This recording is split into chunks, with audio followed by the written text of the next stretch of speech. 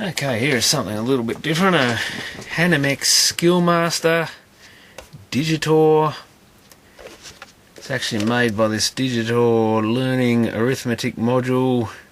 Copyright 1974. Actually, Centurion Industries Incorporated made it. Menlo Park, California, 94025. It runs off 240 volt AC. This one is just a catalogue number 7007. Serial number 9288. Whether that means they made that many of them, I don't know. US patent number 3504390, I think that says. Made in America. Australian registration number 71883. Someone's ripped off whatever that label was. One of the feet's broken off it by the look of it. So we've got a switch here. Warranty seal void if broken. Someone's cut the power cord off this, possibly just so it could be sold. And I can see it's got a fluorescent display in this one with a little smiley face or sad face. A few digits. So it's got like 88 star 8 equals 88. So I guess that can be a plus, minus, times or divide. So something divided by something equals, and I think the idea is you're meant to type in the number. It's got standard, semi, auto and mix, little lights there. I have some little arrows I can see point to them, and they're on these buttons. The only one I could find online was a slightly different model. Was this a 7007 or something like a 7001 or 2 or something? I could be wrong, but it was a lower number than this one. So that's the foot off it. I'll get rid of this taped on bits. And I believe, yeah, just this thing just throws questions at you. Maths questions, and you're supposed to answer it as quickly as you can. So it's designed for teaching children.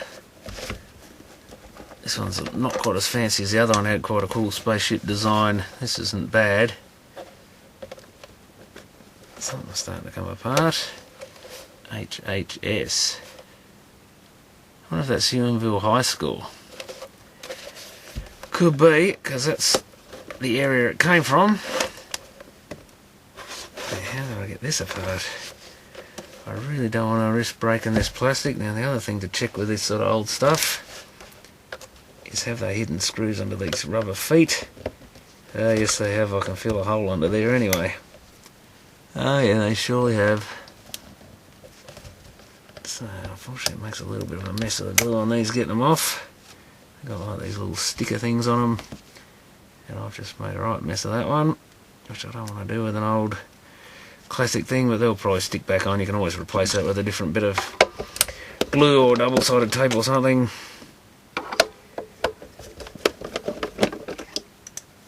So they're metal threads, and the other one was a plastic screw, but that should, ooh, here we go. Okay, the keyboard stays there. Oh, it still feels like we've got another one here somewhere, so are these mongrels hidden one under the other label? Doesn't feel like it. Surely not under there. Something pushing that label up a bit.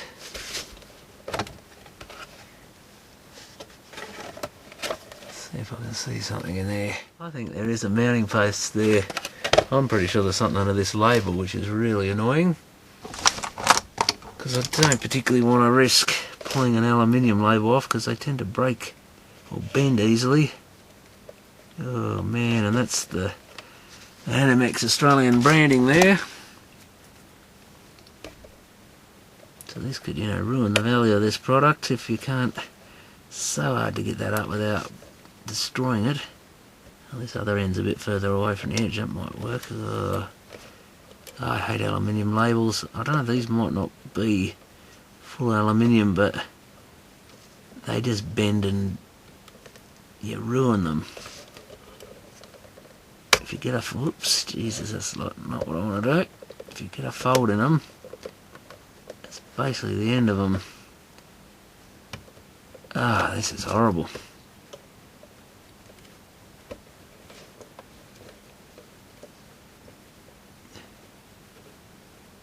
Really horrible. Oops, something's closing back up. Oh, I don't know if I can get this off. Maybe I should be using some sticker remover or something.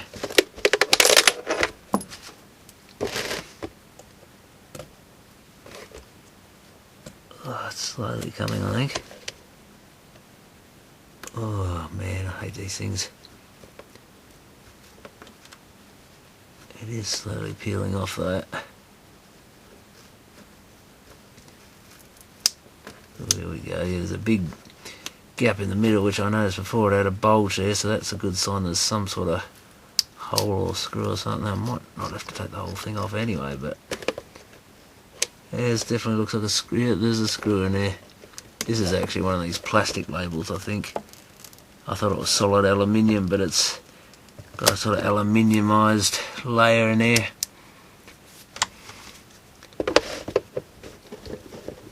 So that's a sneaky place to put a screw. That's highly annoying. But at least we didn't break the case. That's its original nice white colour, so it definitely needs a bit of retro brighting. And here's the little circuit board. See, we've got a fuse in it. And an EA7237 IC with a big EA symbol, whatever that means. So is that some sort of custom ROM or something, or custom microprocessor? And that's a CD4011. Don't even know which manufacturer symbol that is. Got a trim pot. There's no crystal or anything. That cap almost looks a bit fried, but whether it is, plastic looks like it's retreated a bit, but it was probably made like that. A few diodes, I guess, for the keyboard.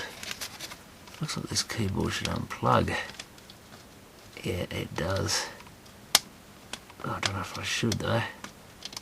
How can I resist?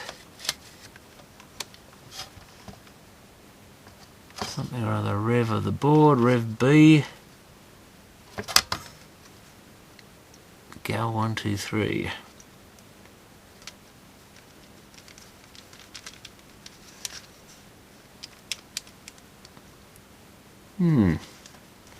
Do a bit of a clean, that's for sure. But I'm more interested in just powering this thing up and see if it works.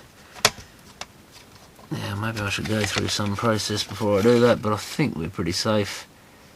It's got a fuse if anything's really bad, probably. And that's just a cable clamp grommet, so I'm going to have to replace this. What have they done here? Melted the plastic on. So got two leads, so it's a double pole power switch. Probably the easiest way is just snip them there. I guess for the moment I can probably just even leave that.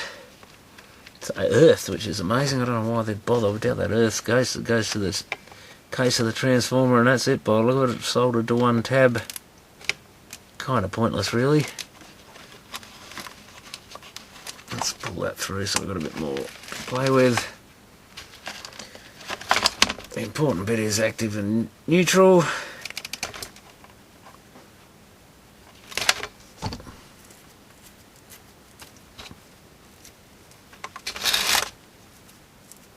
I guess I should be a bit careful about static and stuff. Bit of muck in there. Let's try and get them out, get rid of that earth wire. Set this back in here. Let's get some power onto this thing and see what happens. And we have something lit up there. So we've got a plus and minus.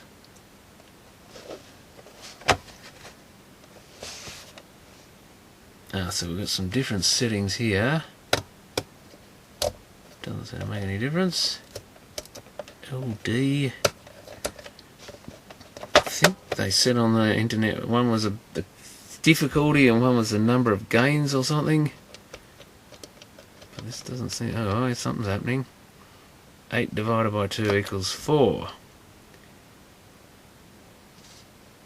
Should we press that? 1 divided by 1 equals 1.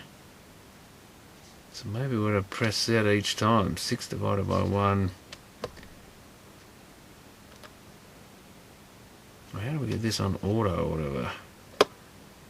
Oh, don't give me that. I wasn't answering up with that. Oh, does that reset it or something?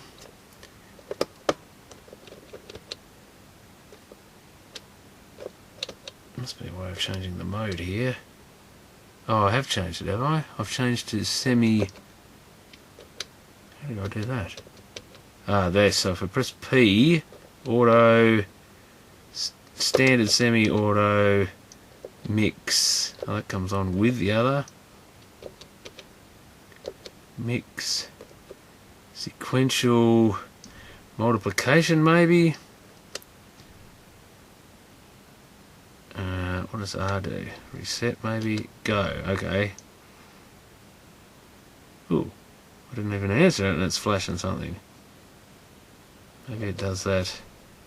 Oh, this is like a speed test or something. 1 times 2. What's this give? That's just flashing the answer. 1 times 2 equals 2. Yeah, it's flashing what the answer is. Ah, so this is just like a learning...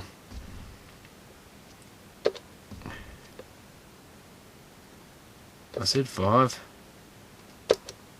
Maybe these keys are a bit dicky. 8, 9. It's saying times 4. Does that mean it's the times 4 table? Okay, so I ended up fitting a new power cord to this thing, and of course when I put it back together it decided not to work. So it actually turned out the power switch on the back here had a open circuit on one side, so I'm not sure if that was originally playing up and that's why this thing was got rid of. But it's quite possible. Maybe it was me fiddling around with it, but there's nothing I did that could really have caused the problem. I ended up just soldering the power cord directly to the switch, so maybe that heat did something, but it shouldn't have worried it. But anyway, so I had to bypass one side of that switch, but it's all running now, so I guess we're going to have an actual play with this thing. This PS switch, no idea what PS stands for, but that sets the number of problems. So you can have 10, 25, 50 or 100. This LD I think just is the like the number range. So you've got 0 to 3, 4 to 6, 7 to 9, 0 to 9, so the whole range of numbers. Because when you're in this 0 to 3 it only seems to keep it below like multiples or sums with 4 or the like. That's just a reset button as far as I can tell. When you finish the game you press that to reset it. The P button here seems to set either the type of sums that we're going to do, as well as the mode that the game is in, or the test, whatever we call it. So if we press that we can change plus, minus, or addition, subtraction, multiplication, division. And we can also set these little things, I think we have to press it again, standard semi-auto mix. And you got this sequential multiplication. I think if we press that and press this go is game or go or whatever, so that's already, it's automatically, so you just press 1 times 1. Oh, this keyboard's still a little bit iffy, I think.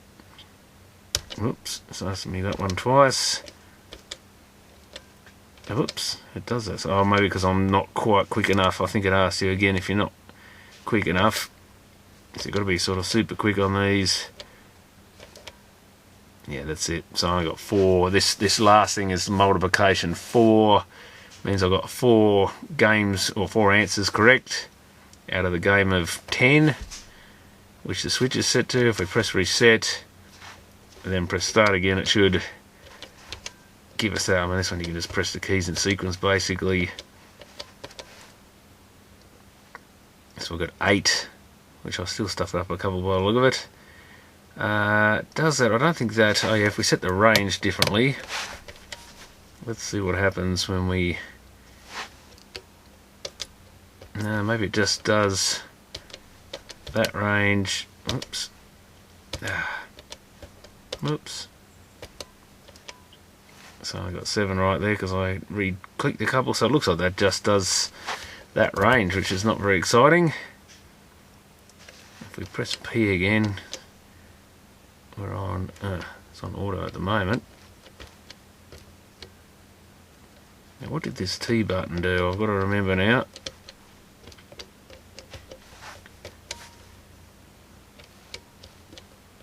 Yeah, this is now back to auto. If we go to auto, it actually just keeps playing a game. Oh, should have done 4. 10. It's pretty, it automatically, it gets there really quick. 0. And so this one actually times you basically and sort of answers for you if you don't get it right, and then that counts as a wrong answer, I think. So that's the auto mode. Hit reset, that'll stop that. And semi-auto, I forget exactly, 5 threes. Oh, maybe that automatically answers for you. And I think you've got to just press. Oh, so it must be, it answers automatically. So if we press the button, you've got to answer it, or it'll answer for you. So that's the semi-auto part. Then you've got to press it again to get to the next one. But yeah, it's pretty quick. Doesn't seem to be possible to change the time that takes to answer for you. And let's, oh, what else? Reset that. Go to standard. 5 ones are 5. I don't think it answers for you, and you've got to manually tell it to do the next game. You've got forever. 1 times 2 is 2. Then you've got to press it again to start the next one. 3 times 2 is 6. And so on. 8 zeros are 0. So that's the kind of easiest setting. Let's reset. Mix. So I'm not quite sure what happens when we do mix for you. Oh, it might change what type of problem it is. Yeah, so it's going from division to -1, and you manually do it. 1 minus 1, 27 divided by 3, 5 plus 1. I don't actually like that plus, almost looks like the division one as well. 5 minus 3, 7 divided by 1. So yeah, it's just giving random. 3 minus 3, zilch. So it's a mix of all the different types: addition, subtraction, multiplication and division. And that's about it, I think. That's our reset button. If we go back to, I forget, what does the T button do? I did work that out, but I forgot what it is. Let's go back to standard, or actually let's go to auto and multiplication. I had a feeling that, oh, that does actually change. Interesting. That's what I thought the T was the one that changed those, but the P also does it, so I'm not sure what that button does. If we hit go, 9 2s, and if I'm too slow, 18, 6 2s are 12. I can't even remember where the keyboard is. And it's a bit hard doing it like this. Oh, I got that, I thought. 3 3s. Yeah, it's just so quick. Yeah, why is that not accepting that? It's actually flashing the answer up as well, so it's actually, that's interesting. So it does tell you what the answer is if you don't do it quick enough. I guess we might as well finish these. I'm not going to get many right. It's not accepting it. Maybe if you hit it the wrong time. So I got 0 of those ones correct. Too slow, and also you've got to sort of be ready for it when it's in that type of mode.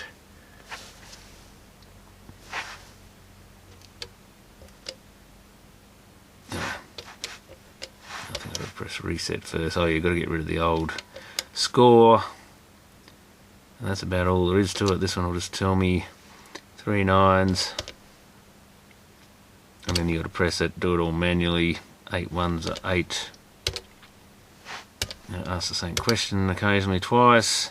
3 5s, 2 9s. I don't think there's any 4 3s. 1 0,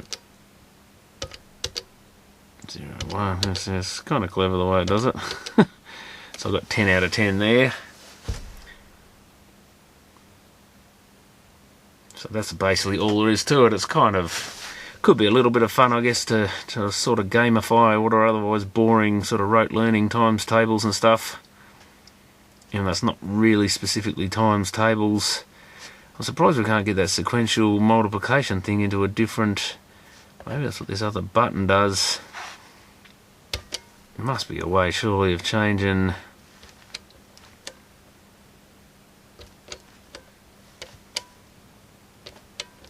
Is that in that mode? Oh yeah, 1 times 1.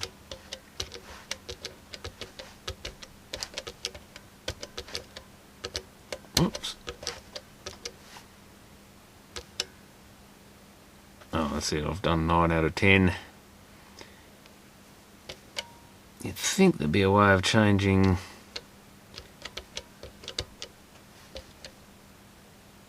that to 2 times or something. Reset sequential. No, it just seems to go 1 times 1 without the manual. Bit hard to know what you can and can't do with this thing. But I guess, you know, the keyboard's a little fiddly and it takes a bit of getting used to where the numbers are, but I guess you'd pick that up fairly quick. It is technically a standard sort of numeric keypad, so it wouldn't be too bad just for learning some maths, I guess. Probably a bit better than just, yeah, like I say, writing it on paper and stuff, or getting a test. I mean, often the tests at school for basic maths or this sort of thing asking the same things, and you don't really have the time actually doing this under pressure of having to beat the machine. Kind of makes you learn a little bit better maybe. But anyway, it's an interesting little gadget from the past, so thanks for watching.